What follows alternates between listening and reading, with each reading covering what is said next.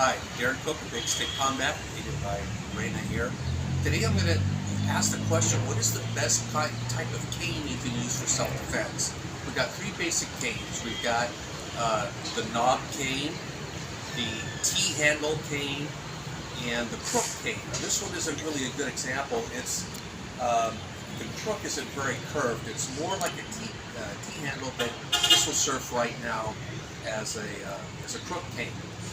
The knob cane, I first saw it when Seafood Glenn Doyle did the shillelagh. I thought, well, no, that's not going to work because he had that knob at the end. And then I realized, no, that knob focuses weight and power like a hammer. If a hammer wasn't heavier at one end, the hammer wouldn't be any good. So in a shillelagh, for instance, this knob is going to focus energy. I have a rattan stick here. I could hurt somebody with it, but because it's light, I really have got to wind up and get it moving. The heavier this knob is, say it's made of lead, I don't have to move it very far at all to damage somebody. That's good when we're in close.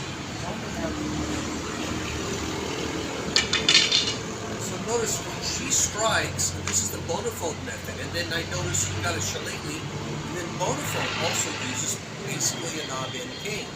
So as this strikes, no matter how this hits, this is going to damage. This comes up here to the cheek, right? However this hits, it's always going to inflict damage, particularly the heavier this is. Some of the old shillelaghs have filled those with lead. Now we get to the T-handle.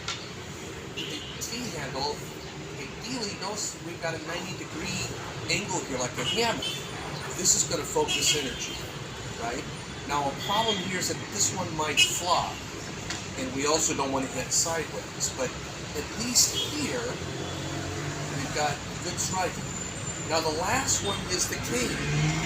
I think a lot of the guys on TV, or I see on YouTube, have selling these canes as a business model. They've got a cane in particular to sharpen this hook. And here's the problem. As my opponent strikes, this serves as a shock absorber. That instead of focusing energy here, this is going to tend to spring in.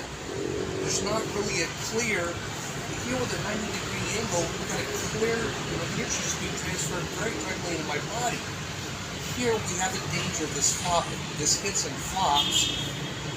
The other danger, of course, if we hit here, that also is not, that disperses force, that's not a very powerful. If this hits here, we have this rounded surface. And again, that doesn't the mass of this is hanging off in an awkward. So never at any point does this really transfer energy directly.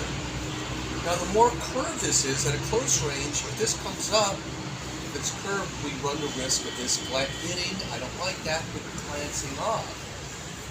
Whereas with the T-handle, you can see that 90-degree angle makes it much more likely that is going to impact.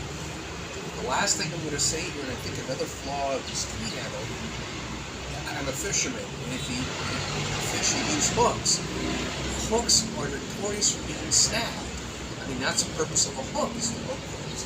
So if my opponent, the chance of this even accidentally catching in a collar, a sleeve, pant hem, a shirt hem, unintentionally, suppose she strikes and tends to draw this back, it gets caught here, right? It gets caught in a jacket, it gets caught in a sleeve.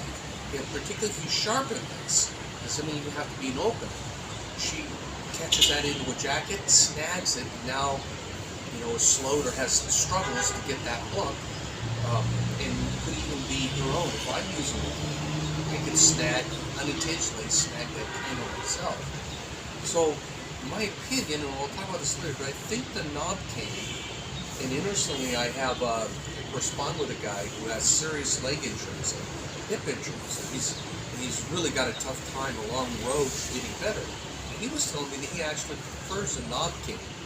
And so, taking it from somebody who really needs the cane for support, he prefers the knob cane. So I think for all uses, and particularly for self-defense, the knob cane, the shillelagh, is going to be your best bet. Thanks.